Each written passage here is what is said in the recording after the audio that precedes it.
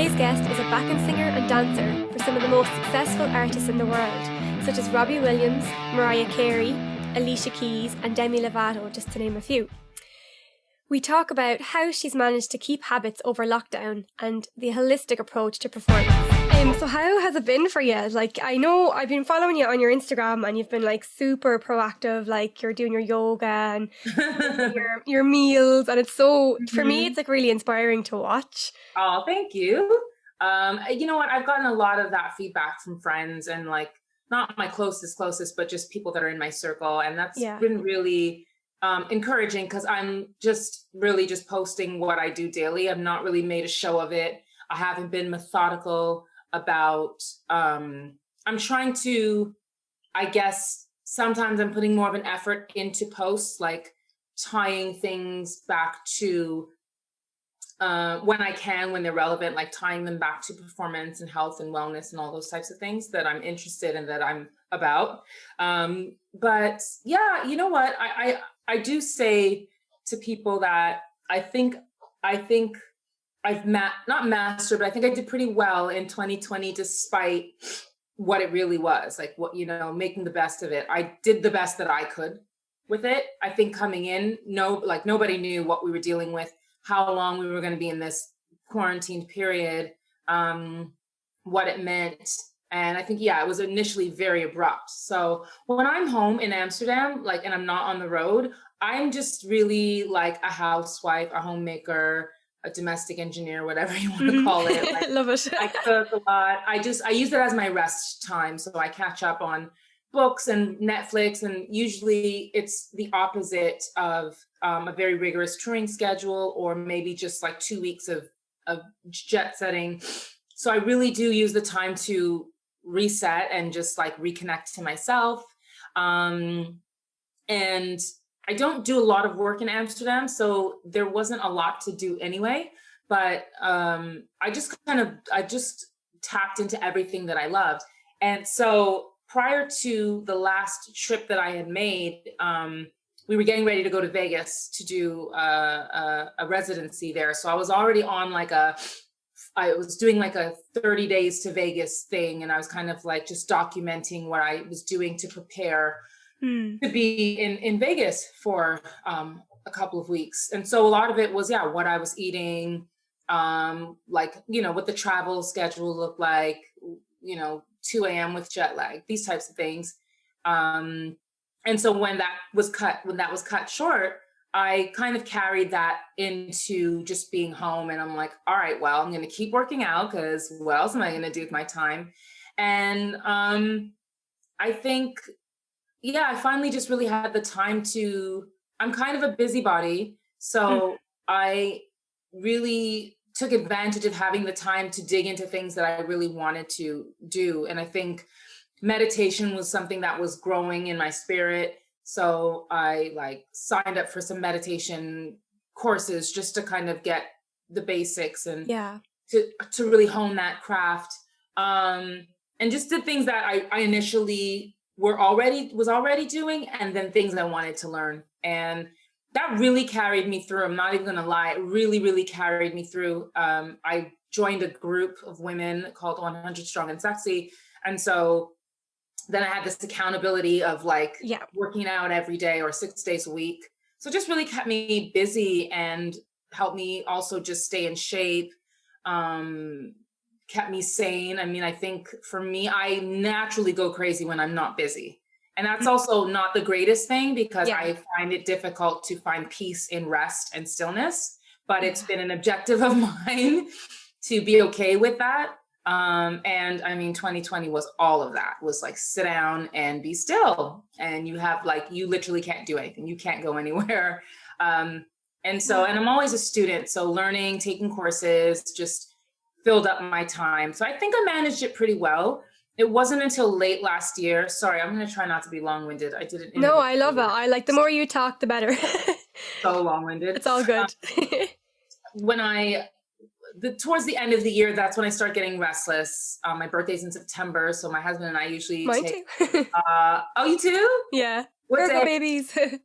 What day? The 21st, so right at the end. Oh, you just made Virgo? Okay. Yeah, just made it. I'm second. My husband's the 9th. So we usually do a trip.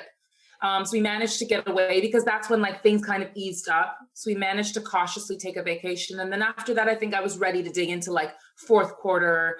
And it didn't really, I was still sort of in a holding pattern. And then I had some health challenges, which made things a little more difficult for me. And so that's when I started to feel more of the weight of, the weight of the pandemic, like not being able to travel as much, not being able to just do my normal, get on a plane and go to London for a couple of days, just not having the funds to do the things that I normally want to do. So it was just like reality kind of set in and things hadn't gotten back to any kind of, there was not even any signs that things were going to turn for live performers and things like that. So it's a weird mix of like, because you kind of said two things that were a little bit opposite to each other in that conversation, and I think many people are in the same position, that when you were busy, when you were gigging and touring and all that, like you said, you really used your time when you had a limited amount of time to like do what you needed to do for your body and your mind and your soul and everything else. But then when we have loads of time and no commitments to take on, we find it really difficult to I think we need a certain amount of structure, and how do we find structure without a job to go to? Right. That's been like my quest, my lifelong quest, is to structure my creative madness, give structure to my energy, to my and so I think there's a lot of ways you can do that, but you have to have a certain amount of discipline, or you have to find someone or something that's going to hold you accountable. Otherwise, you just won't have that structure. And so there's a difference between being like busy and then being productive. And so I didn't want to just be busy, but I knew that there were things that I wanted to achieve, and that in that time, I could be productive. Like that's just, again, that's like one of my mantras, one of my mottos for life is just, I'm always learning, always want to make the most of time. And I'm learning that making the most of time is rest. It can look like rest as well, like the recovery period, the rest period, the blessing and stillness, like what you need to listen to. When you're still, you can hear things, right? When you silence yourself, and especially in meditation, when you're, you do that so you can tune in, right? And be more connected to the universe, the earth, people, your own body, all those types of things. So I always start with like my wish list of things that I would love to accomplish. We all do that at the start of the year, right? I know. I'm a list girl. Girl. It's a Virgo thing. yeah, for sure. I always start with a list, and there's two things. It's like, what is sort of like maybe an urgent thing, like if it's related to business or work, or what is something I'm just like really, really passionate about, and I'm not really sure which one takes precedence, but I think my circumstances. So with regards to work, I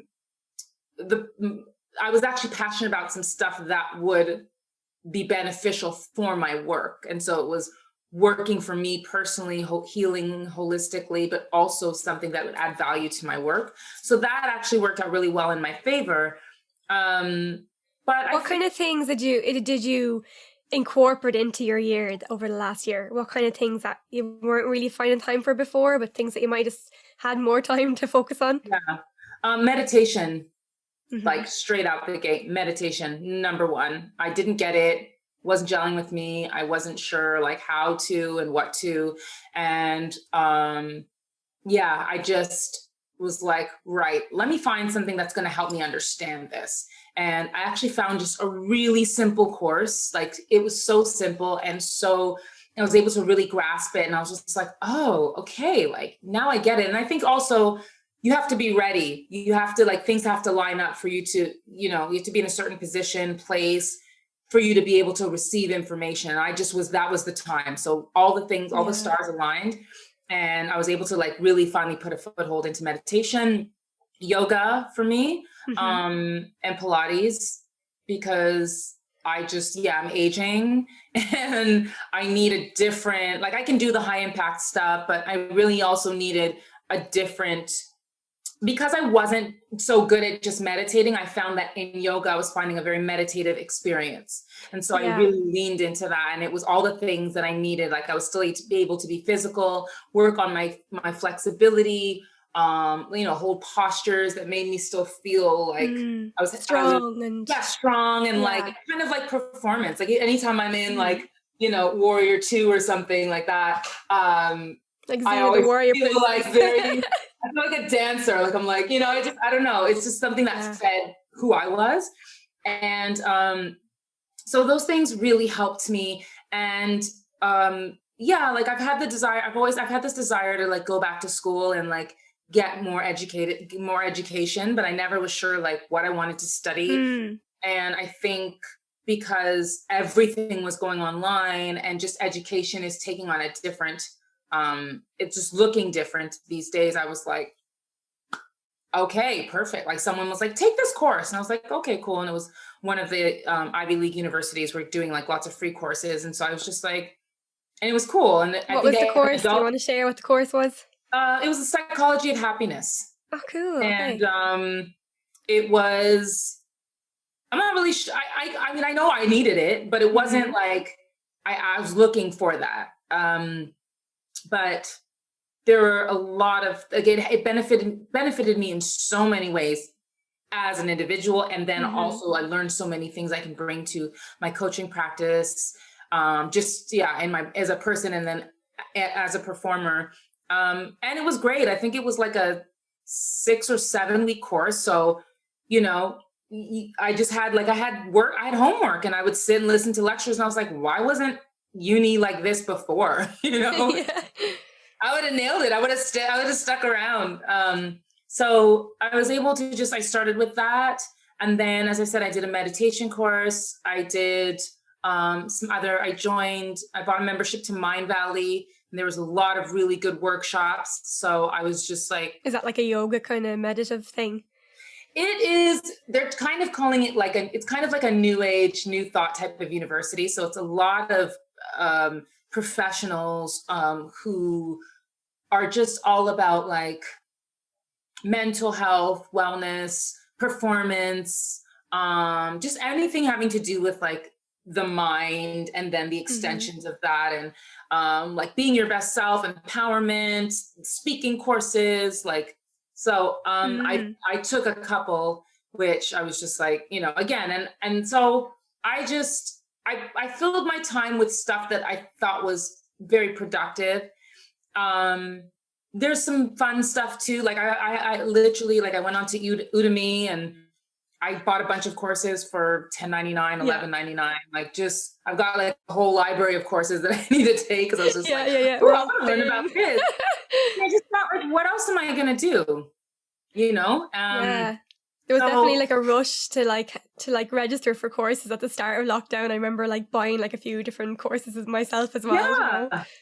Yeah. What were some of the things that you signed up for? Well, I bought like a couple of different piano courses because like I've always played a bit of piano myself, but like I'd just be like, basic chordal accompaniment, just like stuff like that. Yeah. Which has suited me fine, but I just wanted to kind of push it a bit more, like, and then because I'm doing grades with my students as well, I usually pass the more advanced students on to a different teacher once they get past 2 or 3, like, I just wouldn't, my sight reading and stuff wouldn't be as strong, like, but I went back to college last year.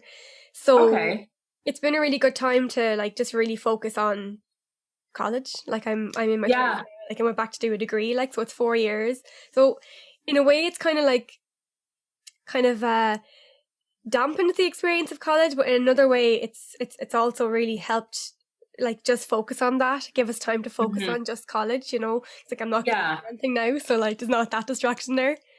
Exactly. Yeah. I totally agree. I think it was a good time. And I think also what was really confronting was not just like for people in the performing arts industries, like our livelihood is literally taken away from us. Yeah. So as a coach, not so much, but as a performer, like it was just like shut down. So I think there's a lot of people, and I had a lot of conversations with people who literally like, okay, close that suitcase, put it in the closet, and then literally went and bought a new duffel bag and started filling it with other stuff. And like, you know what I mean? Like they literally had to move on. Wow. A friend of mine who's a producer, he produces events, he's a tour manager, he's worked so hard over the past couple of decades to build his company, and like was just ready to soar, literally shut it down, is back in university and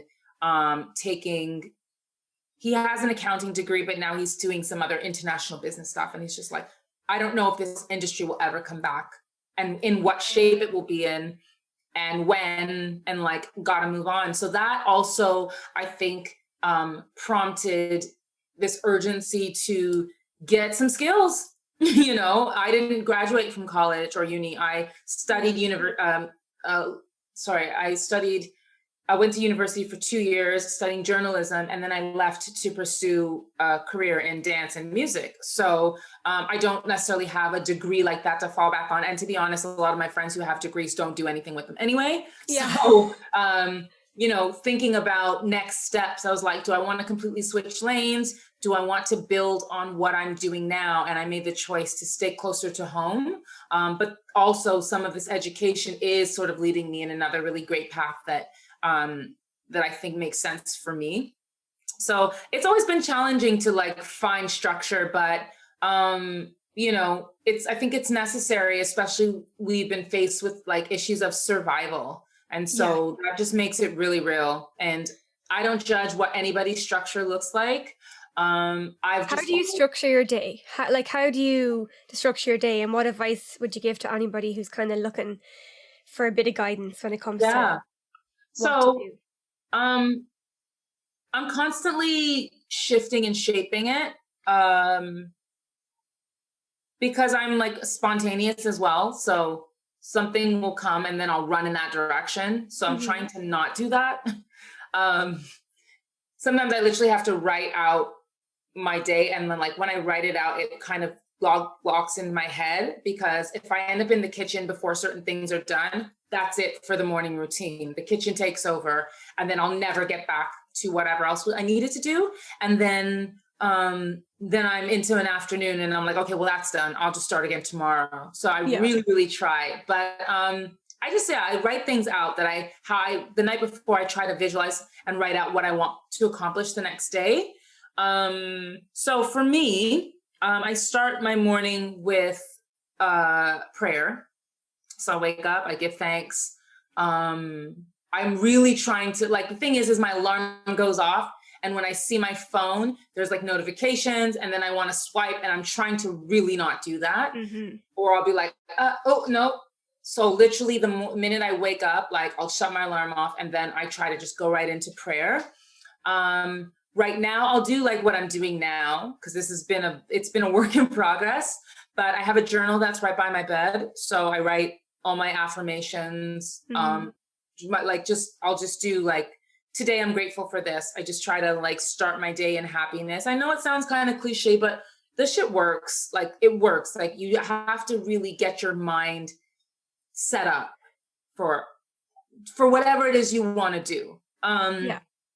And so anyway, so I kind of give myself, the point is I give myself the early, like when I wake up, time to check in with myself.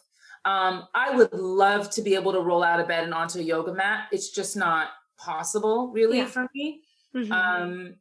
Because I have a partner. So, you know, my husband goes to work. So I take on the role of helping him in the morning. And then we basically get like an hour before he gets to work. And then he's gone from 8 a.m. He's out the door, and I don't like, you know, it's 7:45 now, and he'll be home soon, but like that's to 12 hours. I don't see him sometimes. So I try to spend time with him in the morning, which for me, like he'll do some yoga or go to the shower, and I'm in the kitchen. And it kind of is a little bit of this old school, like traditional roles, but I don't mind, because food and feeding and caring and partnership, that's like part of my love language as well. So really enjoy it. Anyway, So I spend a little time I in love the the kitchen. whole love languages thing, actually. I just learned a bit about that in the last year. Yeah, and I think when you understand that, like, you're more accepting of yourself, and like, you're just like, this is why I do things. Like, you can understand yourself a bit better, and I don't know. It's helped me, at least in that way. Yeah. So anyway, so I give myself a little time, some spiritual time, some meditation time, or just whatever, like in the morning. And then I kind of give my husband a little time. Once he's gone, then it's back to me. And I start breaking my fast. So breaking fast for me is about a 2-hour process where I start with like warm lemon water just to work my digestion. I cannot eat straight away. So I usually do that. Maybe I'll have another cup of tea. And then I try to have worked out before noon. If I don't work out before noon, it's probably not going to happen. Yeah. Not like, for me, like real talk, it's probably not going to happen. So so for me, it's either yoga or Pilates. I do a Zoom Pilates class, which I love. Or I think getting up early is like very important to kind of keep on track with that then. No, it just depends on how you like your day to go, right? Like, so I have to do a lot of things in the morning because the afternoon, mid-afternoon is the time for me to get work done. Okay. Whether that's voice lessons or like me doing my own, like coaching myself, or just singing, giving myself some creative time, joining people like you for podcasts, doing some research, whatever the work is that I need to do. I like to have time to do it between the hours of like 1 and 5. That's like my work day. Yeah. So the morning is sort of prepping myself. It's me time. It might be eating and then digesting while I'm watching some Netflix. And then I'm like, all right, now the food's moved into a place. Now I can actually work out, shower, get ready for the workday. So I give myself, and this is where structure for me as a creative person is important. So it could be reading a book. It could be planning. It could be making some calls, trying to plan workshops. Like, I just try to give myself a chunk of the day to be creative and to actually be a businesswoman. Then once the sun sets, like once it's about 6 o'clock, like I'm back into family mode, and I'm preparing dinner. So that's actually what happened. I walked in the door at 6 from the grocery, and I was like, I have to get this pasta done. Like, I decided to make pasta because it's just like a no-brainer. Yeah. I'm watching. I actually have to I'll probably turn it off, but I'm watching the pot for the pasta, the actual noodles, like it's boiling. If you have to run because I can chop it out, so it's all good. Yeah, I will. I'll pause for a second. But so I try to get dinner, and I do. Again, this is gonna sound very traditional, but I try to have dinner ready by the time my husband gets home. He's been running. My husband's a runner, so he runs a lot. So sometimes he'll come in, and then he's like, "Okay, I'm going for a run," and then I'm like, "Cool, I got 45 minutes to like." And so it means we usually eat between like 7:30 and like 9 o'clock. Okay. Yeah. So you're like, after that, it's TV, cuddling, chill. I'm on my phone talking to LA or New York or Toronto, just because of time difference. And then I'm usually in bed by about midnight. So, and I am actually getting, one of the good things about this pandemic, I have been getting my 8 hours. Like, I've been sleeping, I've been getting my sleep. Good. I love my sleep as well, I have to say.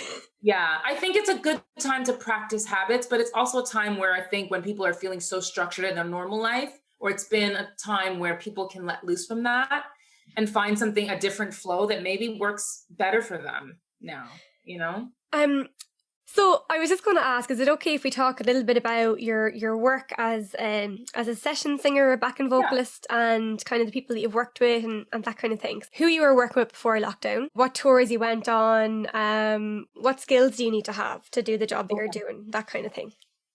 Okay, so I like to just call myself a working singer. I'm mostly specialized in live performance. I have done session work and been a session singer for like film and TV and some recordings and and sort of various sort of in the studio type of work. I'll start with sort of so before the pandemic, so for the past 8 years, I've been working mostly for Robbie Williams as a backing vocalist and a stage performer. As my job with him is, I am backing vocalist, but we also dance. So there are dancers, but we also do a lot of choreography. So it's like a full out job. Yeah. It requires quite a bit. And when I started with Robbie, I was actually still living in LA, and I was working on The Voice as one of the the backing vocalists in the house band. Oh, so, wow, that's cool. Yeah, I left that season. We did the first season, and I left the season to work with Robbie, and then they decided, because of the success of the second season, that they wanted to do the next season. So they were going to shoot the next season in the fall rather than wait again till March. And that's when they ended up doing that's like the beginning of them doing 2 seasons a year, which was great for working singers. And like, I mean, it's been one of the machines that has kept singers working and fed, and like it's been brilliant for that. Maybe not so much for actual artists, but for us it's been really great. The work's been consistent. So I was doing that, but once I left, I couldn't come back because I was then engaged with Robbie, and so I had to replace myself with a brilliant young singer. And then over the next couple of years, while I was still living there, I was just like one of their on-call singers. So I would jump in for the lives. If one of the singers wasn't available, it was like, hey, Denosh, can you come and do this? So they were still like my little surrogate family. So I did that. And then while I was working for Robbie, so I kind of go back and forth. So I do The Voice, and then I do Robbie, and then I did Alicia Keys tour, and then I went back to Robbie, and then what did I do? That's a lie. I did The Voice, and then I did Rihanna, and then I went to Robbie. And then I couldn't go back to Rihanna either because Robbie sort of took over. So I was replaced. Then I did Alicia Keys, same thing happened. I went back to Robbie, and then I couldn't come back, so I was replaced. Then I did Demi Lovato and went back to Robbie, and the same thing happened. I couldn't come back, so I was replaced, or I found someone for them. And so after that, it became pretty consistent. The work with Robbie became pretty consistent. When we went living in Los Angeles, when I would work with him, it was like you'd go and you'd be in the UK for X amount of time. So it wasn't really, if I would do any other gigs in and around that, it would just like, it would be one-off things or things that had that just fit in. But he sort of took precedence. So he's been the main artist that I've been working for the past 8 years.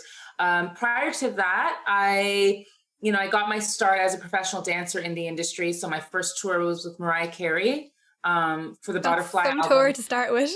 I know, right? I know. And it's like, I say it not with like, oh yeah, my first, not like that, because there's a whole backstory of being in Toronto. I was living in Toronto, born and raised in Toronto. And so I was going back and forth to New York, like taking dance classes at dance studios and like trying to hustle and network, and like I had no idea what I was doing, and then happened to be there on a personal visit, and a friend called me and was like, hey, Mariah Carey's having auditions, you should come. And I was like, she's not gonna pick me.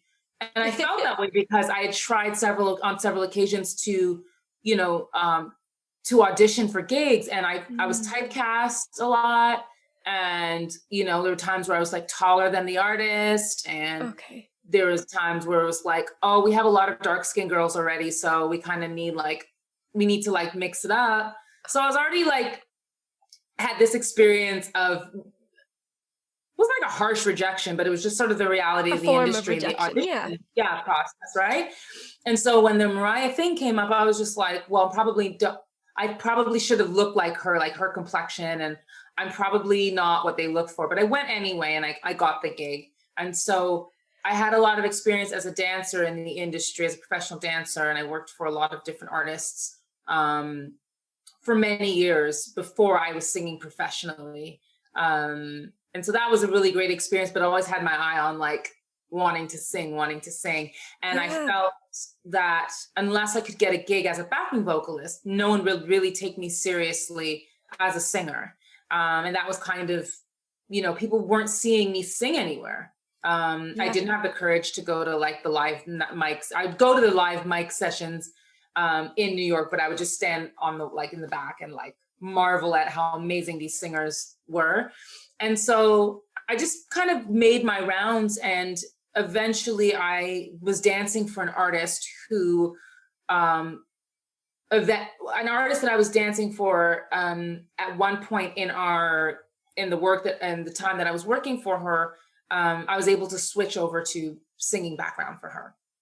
I was just like singing one day, and she heard me, and she took note, and she like really liked my voice. And then an opportunity came where she asked me to sing for her. And so I was like, yes. And that opened up doors, because now I had a platform for where people could actually go, oh, well, you sing for her. Oh, great. Like they could actually see me doing it rather than speaking about it. And so that was amazing. I'm always so grateful to her for that. And what does an audition look like, or like an audition look like for a backing vocalist? It's random. I've been to I think one of my very first auditions was a cattle call for Pink. And we were in this huge studio in New York. And everyone had, at some point you had to wait because there's so many people, and you had to get up and you had to sing something. You had to sing your own song, like one song that you chose, and then they made a cut.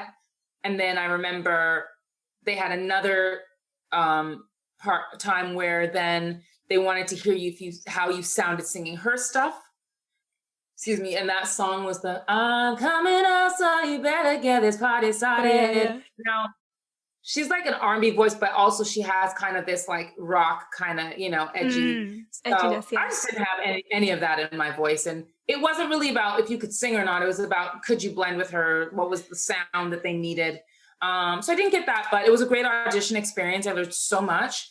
So you get stuff like that. And then where did you learn to do those things? By doing it. By doing it, yeah. By doing it. So as a background singer, I've done a lot of workshops, and I've done things where I've tried to give people tips and tools.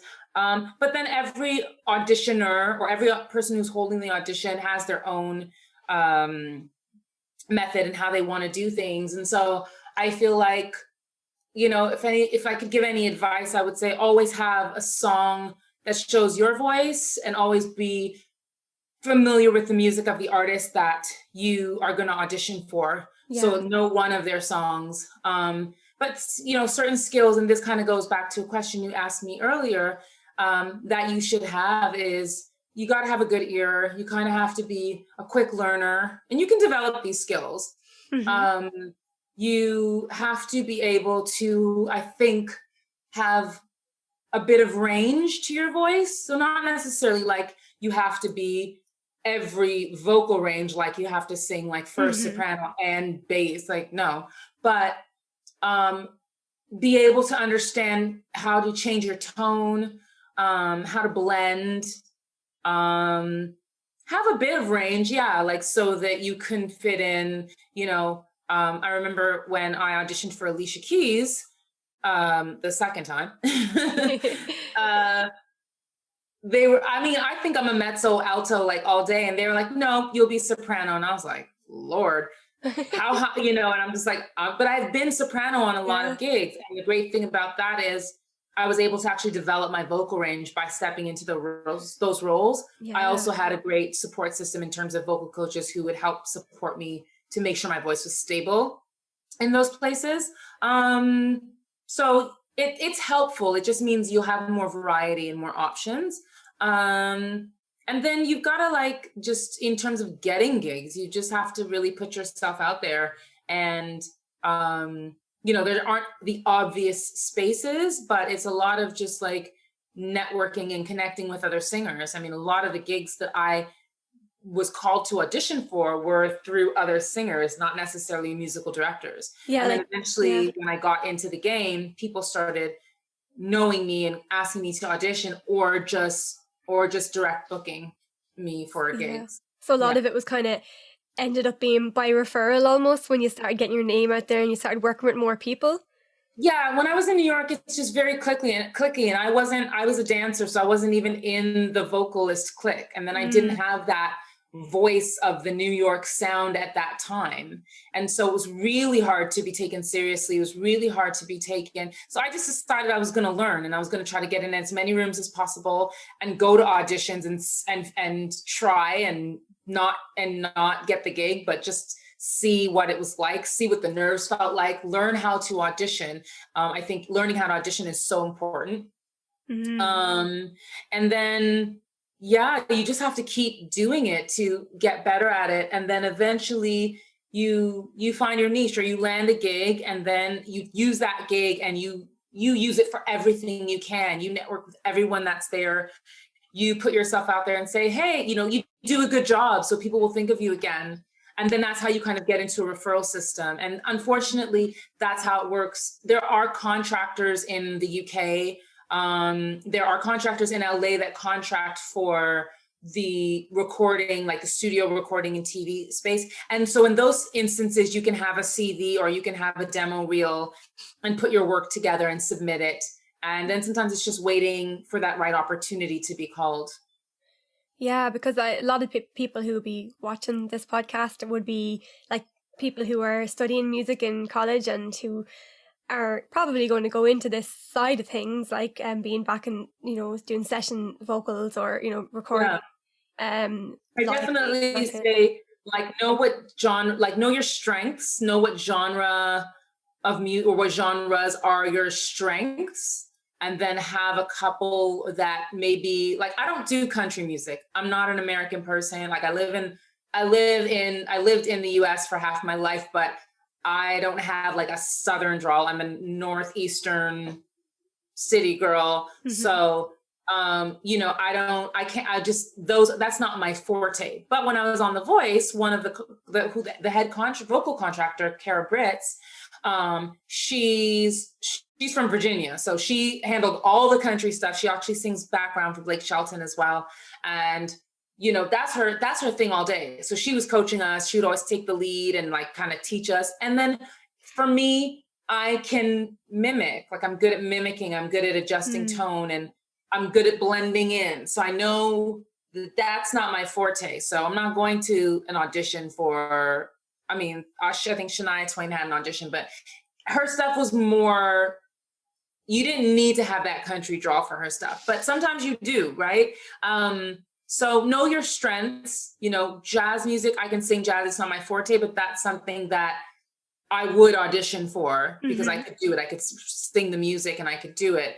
And I think you don't want to be in a space where you don't want to misrepresent yourself, because you can get called out and then they'll be like, why is she here? She can't do half, don't lie about sight singing, learn how to sight sing. It's not mandatory, but I think when you want to get into session work, and you just handed a piece of sheet music, you got to go. You got to know at least the basics. So that's something that I acquired. I used to do, and like I said, I had basic piano, but I had to hone those skills as well because I wanted to do more TV and film stuff. And one of the main contractors, Edie Lehman Boddicker in Los Angeles, she don't play. She's like, all right, where are my readers? She has her readers, you will work. And that was an option for me because when I wasn't touring, I was like, I need to be home making money, and that's where the money is. And so knowing the industry, like people are in Ireland or whoever your followers are, and they want to go to be in the UK. There's the West End that someday will make a comeback. There's a lot of I have a lot of friends who do studio sessions, and you don't necessarily need to sight sing, but like know and be honest about what your strengths are and try to lean into those. And yeah, definitely make some representation so people can hear you, create an online presence so people can, because people aren't looking at paper CVs, and people aren't like, sometimes people don't want to hear it. Like they don't have time. They're just like, okay, submissions, and your submission package needs to look right. And then you'll just get booked like that. So there's a couple of ways, and there's like hope's not lost. But you really do have to represent yourself well. Yeah, just like work on your chops. And that was one of my next question is, how have you worked on your chops, or kind of, what has been your practice routine like when it comes to dancing and singing since lockdown, since you haven't been gigging? Have you kind of kept that up, or has it kind of... girl, it's gone all the way in the toilet. Like, So the thing that I've been working with the most has been my friend Joshua Alamu, his Oh yeah. vocal tubes. Have you heard of them? Yeah. Mm-hmm. Yeah, it's the SOVT stuff, but Yeah. he has got more of a thicker tube. Yes. That's I've seen amazing results. So that's been what I've been doing the most. To be honest, I'm a little embarrassed. I haven't been singing. Like I haven't been Mm-hmm. singing at all. I've been coaching quite a bit and working with for other people, but I've not really been. Yeah, I don't know why. Yeah. I did a couple dance classes in the beginning, and then I was just kind of like, meh, I don't know. My interest is like, I want to. And so I've definitely changed. Like now I'm like, okay, like I said, I've got my recording stuff here, or my live stuff here. Like I was just like, I'm not performing. I'm literally crumbling inside. This is not cool. Mm. But the other side of that is I'm doing, and I don't want to get comfortable because when it's time to go back, I don't want to like fake the funk and then be like, ooh, I forgot how to move. Like, Yeah. let me just get some body rolls in here and let me just like freestyle in the house and just make sure I haven't forgotten, like I haven't lost it. But I am working on other things. So like I said, just doing my vocal practice. But now I want to take that into like just actually back into doing song work and working on my musicality, my vocal agility. I'm always trying to improve my runs and my range. That's just going to be a lifelong thing. Yeah. My endurance and stamina, just staying in shape. So that for me, again, is like a secondary or even like the primary thing before I'm like working on moves. I'm like, make sure my body's in shape. I'm eating right. I'm getting the sleep that I need.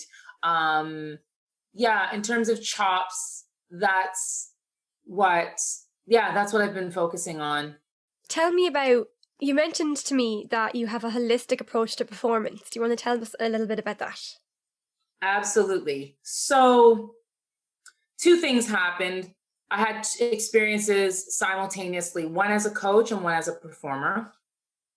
And when I started, it kind of started when I went vegan. So I became a vegan in 2013. And yes, like I'm a big fan, but I'm also like, do what works for you. So I promote it, but I'm also like, do what works for you. Yeah. There was a need for me to sort out some health issues, digestion stuff and like tummy stuff. So I went plant-based and just had great benefits. And so I think between 2013 to now, I've just had like the busiest season of my life in terms of work, in terms of like, it's just been great. It's been great. I've made more money than I ever made in my life.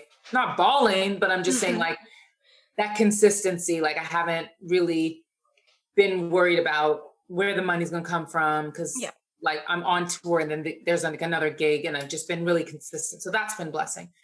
But all these things happen in the process. And so me being me on tour amongst many other people, you're coexisting and you have to figure out like, what is going to allow me to do the best, my job, to the best of my ability, like to shine every night, to like deal with the demands of flying from city to city, these shows that are just really long and you're dancing the whole time. Oh, and you're singing. Oh, and you need to keep it together. And oh, guess what? You've got a three night run.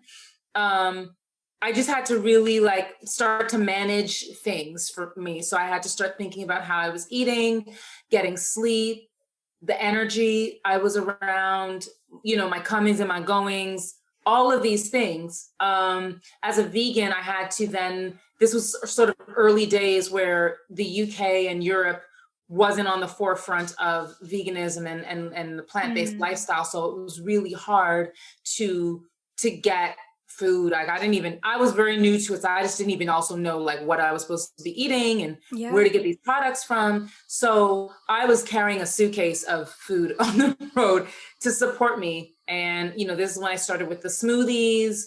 And then I had a holistic doctor who was supporting me back in LA. And so she would be like, she's the one who first really spoke meditation into my life.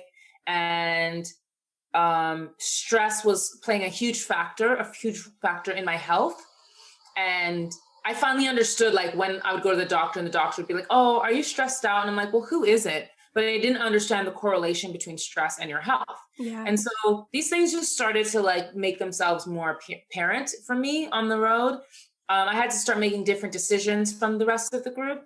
You know, in my role, it kind of calls for me to be in shape to perform, to sing, to dance, to do all these things, to entertain. And so it meant I couldn't do certain things, you know, the alcohol, the drinking had to be at a minimum, if at all. There was the partying right back. Huh? Cutting the partying out, like cutting it out. Oh yeah, no, it wasn't over. I just had to be really selective. And I had to start thinking like, okay, if tomorrow looks like this, what am I doing before then? And so I just started to create this awareness that there were so many things that would impact my ability to perform, whether that was on stage or just like when I would show up and be in a group of people. Was I cranky? Was I irritable? Like, you know what I mean? Like everything is really performance. So when you're making everything ties in. It completely does. Yeah. And so the obvious correlations were really like, okay, don't drink alcohol. The next day, my voice was like shining. Doing my vocal practice so that consistently, so that when, you know, I sing I'm on the bottom three, so of a 3-part harmony. So, and I have moments where then I do these big belt notes, and I was just like, nothing was warming my voice up to that. So making sure the vocal warm up was sufficient, sure there was consistency, warming up, doing the vocal work so that I was having just solid performances on stage. I always had to backtrack. And so this was the beginning of this theme of a holistic approach to performance, where I started having to think about decisions in my life, how I was living, you know, the energy that was around me. Like, honestly, people's energy, like, no, I'm not hanging out with y'all tonight because just like, you know, you draining. Take that on. Yeah, no, it affects you. And just really having to carve out a life for myself that allowed me to have my best performance possible. So I started doing this as a performer, and then I started implementing this while I was coaching, because I would get into a session, like say you and I are, say this is not a podcast, but we're actually doing a Skype session or a lesson, and checking in with my students or my clients and finding out that there's so much baggage or stress going on, and realizing how it affected their performance. And so I started to create space at the beginning of my sessions. I've had to like work at it, because sometimes we'd be talking 30 minutes and we ain't saying a word, but like, hey, if this is what you needed today, you know, I'm not your counselor. So now I'm going to suggest you find a space for that so that we can work, you know, but I knew that there were certain blocks that existed that would get in the way of a singer performing, certain habits, certain even pathology, fears, just whatever, just so much stuff, like the list is endless, and needing to address that. So understanding that, you know, you don't have a confidence problem, or the reason you have a confidence problem is because there's something that happened way back when, and you're carrying that, or you don't love yourself, or you have you don't believe in yourself. And so this isn't about singing. This is something emotional. Let's check in with your diet. Let's check in with your habits. You don't like your voice. Are you making time to practice? Well, no. Okay, no. Why not? You know, taking steps back and then really finding these root problems and working from the root. And so that's why I call it a holistic approach to performance, not only for myself, but for my as an artist, but also as a coach, because you know, singers could be doing all the work, doing the lessons, working at their voice, like to the point of maybe even exhaustion, and not getting the results still. And so it's like, okay, let's not bombard your vocal coach with stuff that it's not about your voice. Like it's another issue. And so what I do in my practice is, in my assessment now, I've built that in. And that's actually something that's been happening with the vocal health first aider course. Yeah. Yeah. Have you done that? Or are you part of it? No, I did it. I mean, the minute I heard of it, I was like, sign me up. This is me all day. Like, yes. Thank you for creating this, because I've been trying to make something like this happen. I've been doing it in my own practice, but now to have like accredited, qualified mental health, vocal health, scientists and doctors and people in the field to co-sign this way of life is just like, I think I want to do it myself, but I'll probably wait till the summer if it's when I'm finished college. Yeah. And again, this is part of the education that I was like, this is perfect because I have the time. So it's like, sign me up. But yeah, it's really like taking the big picture. And so I filter that into my assessment methods when I work with people, because a lot of people are like, well, they come to you thinking that they have a problem in one area. And it's like, actually, this isn't your issue. This is fine. We actually should look at this. And, but it requires taking a big, like looking at the whole picture, thinking holistically, getting to the root of the problem, healing that, addressing that, and then hopefully finding your way back to, your expression and then solving the problem. When you said you do like your assessment when you have a new student, or even, with your students that have been coming for a while, you might do an updated assessment. Would you directly ask like about their mental health or about what they're eating and things like that? Or would you kind of just give them a leaflet type thing and say, these could also affect your singing? And then like, how personal do you go with it? Initially, not too personal, because you don't want to pry and feel like expose them. And I actually had to work on this. My husband helped me with this because I created this questionnaire that was pretty detailed, and then when he looked at, we put second eyes to it, he was like, he just gave me like it was almost like if he was the client, and he sort of gave me his point of view, and I was like, oh, you're absolutely right. So it's enough to broach the subject, and not specifically, but the questions might be pretty vague, like, do you deal with, confidence issues, and do you have a support system, and, what is, what's your experience? What has been your like most challenging experience on stage? And sort of by asking some of these more vaguer questions that aren't so invasive, you're able to extrapolate some kind of information. Read between the lines. Yeah, exactly. You have to, I think as a coach, you have to be intuitive, and you have to be able to and listen, right? And so then the next step, once we're sort of in the room together or on Zoom, I go in enough to like get close to the area, and then I'm aware. So when things come up, then I'm able to go, right, okay, let's pause, and I can go in there, and I think everyone comes to you because they realize they need help, but they're still hiding. So you don't want to like rip off the Band-Aid and completely expose them, but you want to create a safe space. You want to like show them I care, I'm listening, I feel you. Maybe I've been there to whatever extent, depending on what you're dealing with. And then when the time is right, it's okay to rip off the Band-Aid and hold space for them. Yeah, I think it's a very kind of precious environment, and like I think it naturally happens over time when you're working with somebody for a period of time that they become kind of close to you. And I chatted about this a little bit with a different guest actually, but we were just saying that like people often open up, and I find that it's mainly my vocal students. I teach a bit of keyboard as well, but I find it's something so raw and authentic and real and vulnerable about the voice, and specifically. I think mainly because our emotions are revealed in our voice, our health issues are revealed in our voice, so it's a very revealing instrument. So I think that's kind of why it's a bit more of a sensitive kind of area. Oh, absolutely. Absolutely. And, I believe that I want every artist that I work with to be able to own that feeling and control that space. Like, if you want to share share. And then when you're ready to take it back and protect it, that's okay too. But there's like, why are you here? Like, why are you doing this? Are you doing this because you want to heal or because you want to share? And it's usually one of those two reasons. But they just don't really know how to really like fully embrace that situation. And so, as you said, like, it is a fine line. I think people really want that.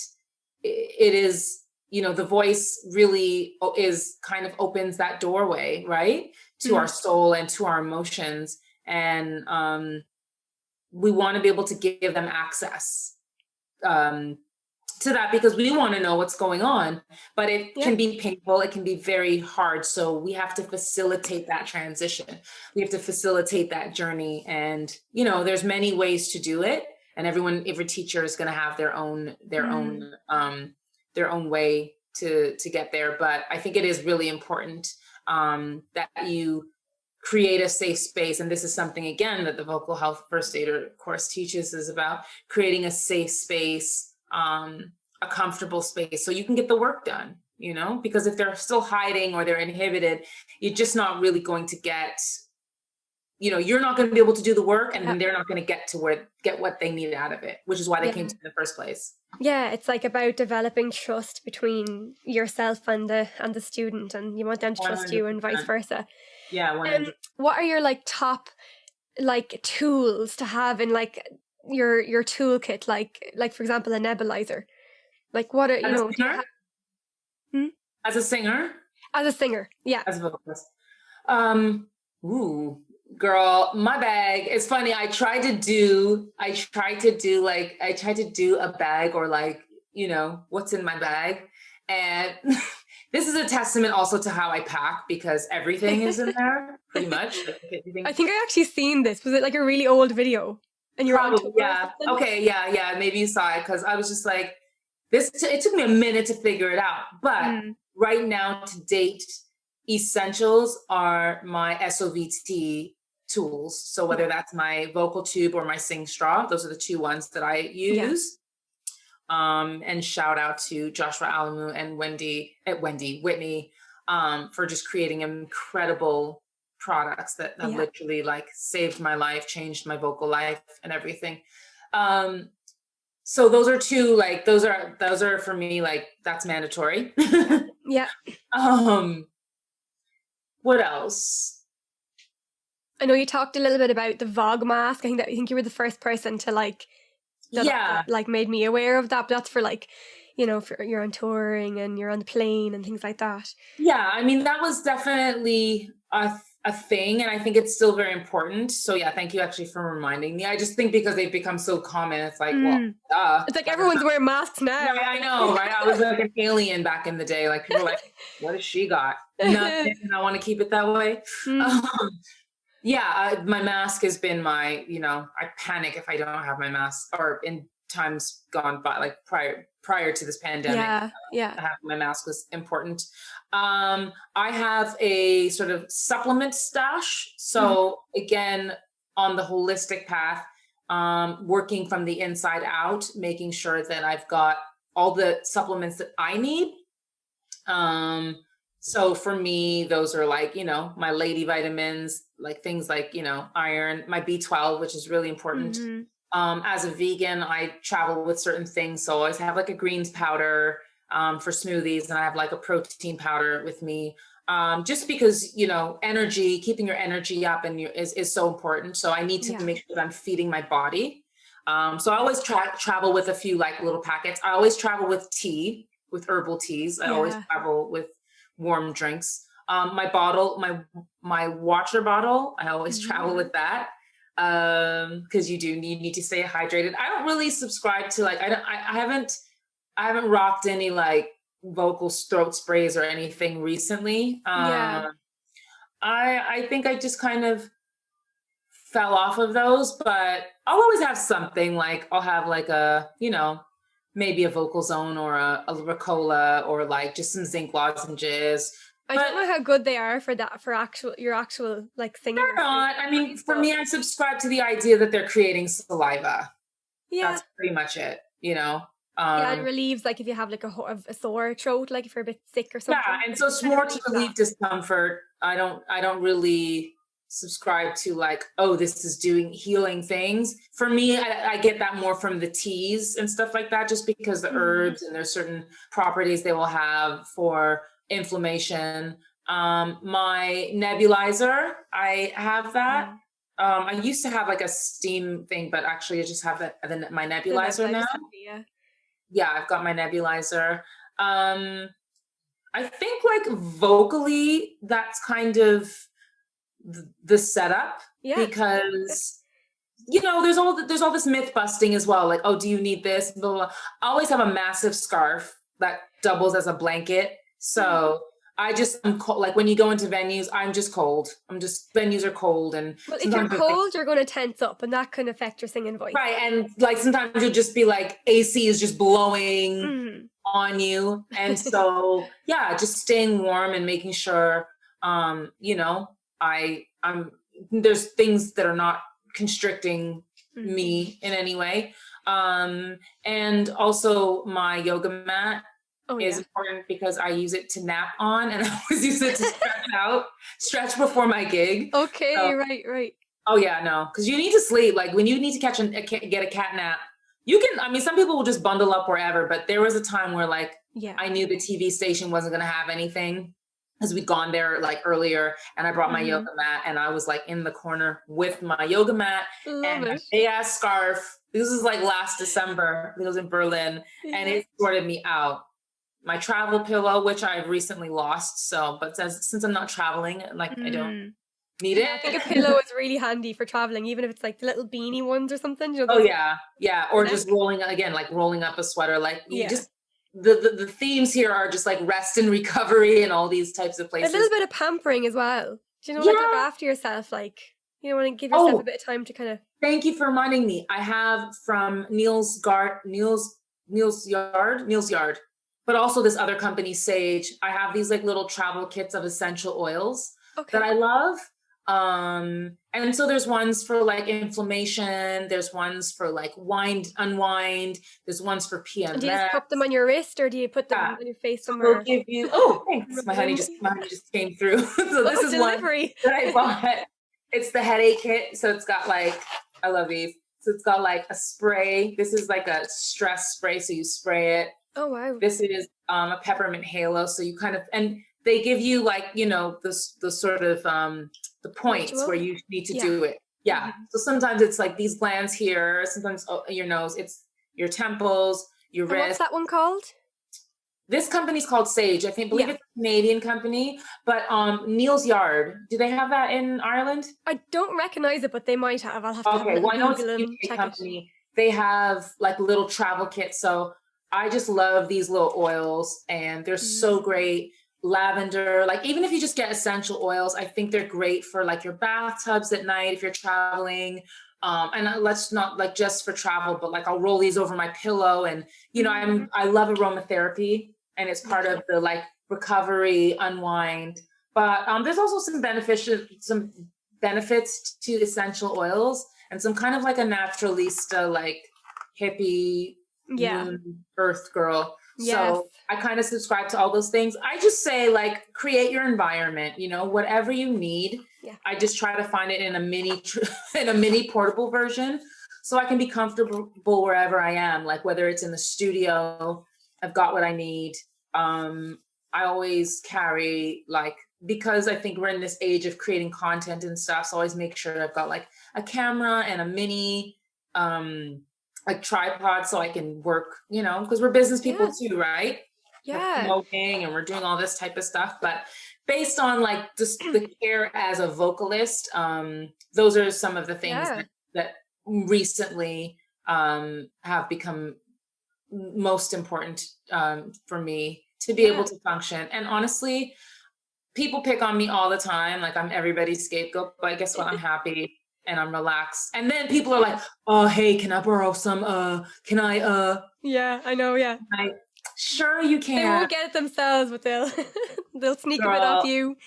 Like all the time. And I just chuckle on the inside. But honestly, it's actually, again, it's setting an example and it's being it's stepping. Yeah, I like that I have some influence over people by trying to live a healthy, positive lifestyle. Well, you're doing a great job of it. Thank you. Thank you So much.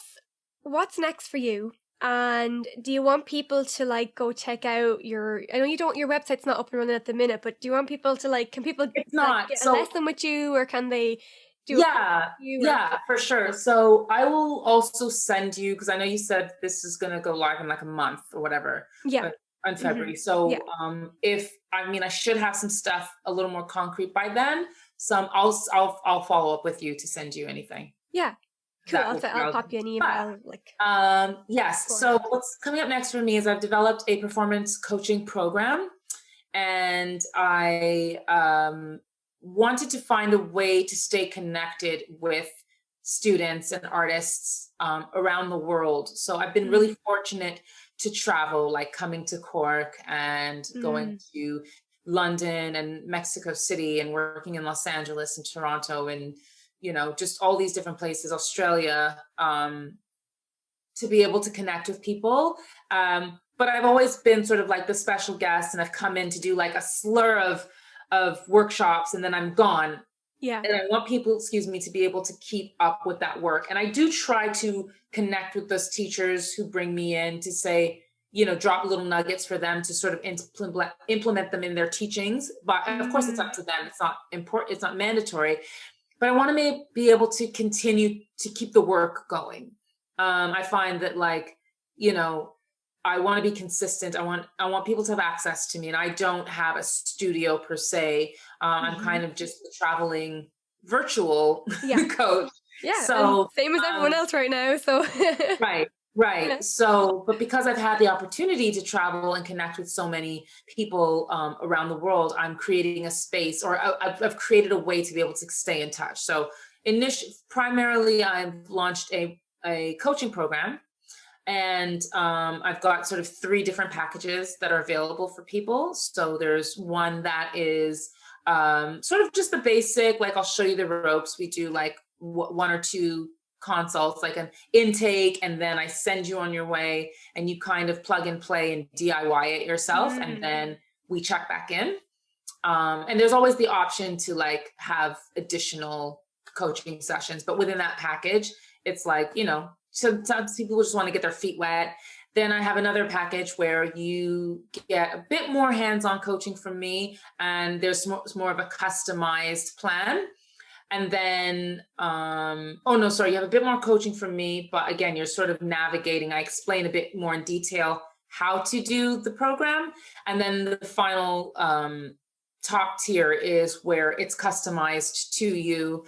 We have more one-to-one sessions, and we check in throughout the plan. And then there's sort of like another tier that's just completely customizable, and that's kind of reserved for artists who kind of need more attention, more hands-on, customized attention based on what they're working on. So that's what I'm working on now, and I'm currently working with a couple of clients on that, and so I'm hoping to roll that out. So yes, if people are interested in working with me, they can pretty much email me or DM me, and I can take them through the process and get them going. Because I find that also it is a specialized space, and I think we are focusing a lot, like there's a voice teacher space, but voice teachers are sort of limited in not their abilities, but in what they can do all around. And they really just cannot give that type of attention to their students. And so their students are just sort of either figuring out on their own, or some of these teachers will call me in and go, hey, can you give like a masterclass or a one-off, which is good to like drop some nuggets and some jewels, but there's not actually the hands-on tangible working consistently. So that's what's coming up for me. And then I'm also looking to create a space where I can share more knowledge and facilitate, or to just, to share more knowledge about where I come from as a performance coach, like performance tips, just a space, like a community is what I'm looking to, is what I'm building. And so, I'm excited about that. I'm in the process now of shooting content for that. And I'm really excited to share that. And then eventually there will be some other programs that will sort of evolve from that. That sort of, from that. So if anybody's interested in working or doing an assessment, and wanting to focus on their performance, and really just find out what they need to do, and like, how can they become a more powerful, impactful, performer, then absolutely get in touch. Yeah, well, I'll pop all your links here. So are you on Facebook as well, or just Instagram? Yeah, no, I'm on Facebook and I'm on Instagram. So I'll pop your links in the description of the video on YouTube, so people can check you out. I really appreciate your time. Oh my gosh, it's been a pleasure. It's been so nice talking to you, and it's just always, it's nice to have some kind of connection to the outside world, and I'm grateful that you're interested in speaking to me, and you find that like I have some value to add. So 100%, and I so appreciate everyone who comes on, like, giving me your time and all that. But I know it's going to add so much value to anyone who watches it. So good. And congratulations on doing this. And I checked out some of the other stuff. I think it's brilliant, and I think it's just great that you're creating space to bring in professionals, and just again, it's like it's a community vibe, and I think that it's really great. Like I never feel threatened, or like when we're just in this environment to share and connect and collaborate. I think it really just enhances all of what we have to bring to the table. And I've definitely found that connecting with other coaches and other specialists, how much it enhances it enhances me as an individual, as a performer, as a coach. And it just really builds my network. And so I just love having people, new people to add to my family. So welcome to my family. Thanks, and you too. I joined, the VIP. I'm on the VIP pathway at the minute. Okay, nice. Practice, so that's been really great, because I've been able to meet lots of people through that as well. And like, I'm kind of in the early days. I've only been like coaching for the last 3 or 4 years, so I'm kind of like have my training wheels ready to come off, kind of stage. So, but it's been really good. Just do it. Just dig in. Just jump in. You'll find your way. You literally will, like, stuff will just start to fall into place, and soon, just do it. Thank you so much. Well, I'll let you go then. I'm going to have dinner and enjoy your evening. Thank you. And I'll be in touch. Let's keep in touch.